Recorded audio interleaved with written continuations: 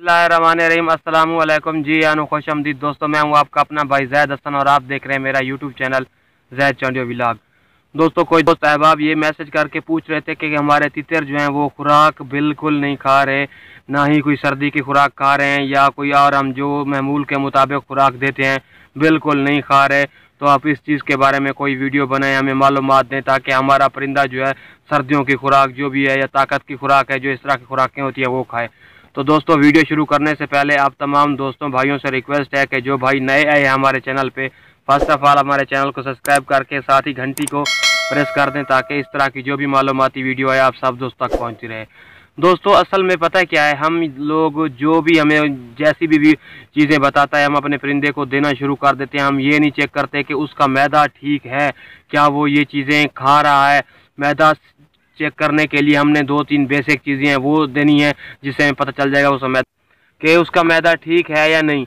तो ये सब आप कैसे चेक करेंगे? आप ये देखें कि आपका परिंदा अगर बाजरा खा रहा है, आप अगर कोई दाल वगैरह जैसे हम मौसमी देते हैं वो खा रहा है, तो फिर तो आपका परिंदा जो है वो 100% उसका मैदा ठीक है। आप जो भी खुराक देंगे, जैसी खुराक देंगे वो खा जाएगा, ऐसा समझ लें कि लक्कड़ पत्थर हज़म है, ठीक है।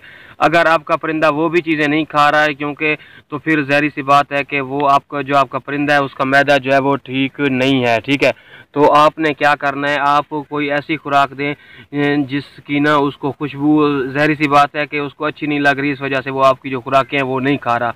तो आपने उसका जायका ठीक करने के लिए कोई भी खुराक हो, जैसे हम इसके चने का पाउडर बना के देते हैं, आप वो बना के दें ताकि वो उसे खाए, पता चले कि वो उसको खाता है या नहीं खाता। अगर वो उसको खाता है तो आप ये समझ लें कि आपके परिंदे का मैदे का मसला है। आप अगर कोई भी खुराक देना चाहते हैं तो उसके ऊपर ना आप क्या करें कि अगर आप कोई भी ताकत की खुराक देना चाहते हैं तो आप उसमें ये चीज़ लाजमी ऐड करें। कोई आटा जो होता है, गंदम का आटा ले लें या चने का जो आटा बना लेते हैं पीस के, वो उसमें आप शामिल कर लें ताकि जब आप अपने परिंदे को खुराक देंगे तो उसकी खुशबू आएगी तो वो परिंदा आपका शौक़ से खाएगा, ठीक है। ये असल में ना हम अपने परिंदे को ना जो भी खुराक होती है जैसी भी हमें मिलती है हम देते रहते हैं।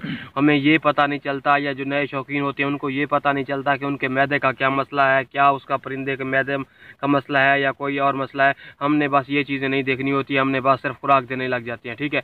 तो भाई आप परेशान ना हो, बस आपके परिंदे का और ज़्यादा लंबा चौड़ा मसला नहीं है, उसके मैदे का मसला है। और इस काले तितर की खुराक बढ़ाने के लिए भी मैंने एक वीडियो बनाई है, तो उसका लिंक मैं आपको दे दूंगा, आप वो दे दें तो आपका परिंदा इंशाल्लाह आप जो भी जैसी भी खुराक देंगे आपका परिंदा खाएगा, ठीक है। और इसका मैदा जैसी चीज़ भी देंगे ना इंशाल्लाह हज़म करेगा, ठीक है।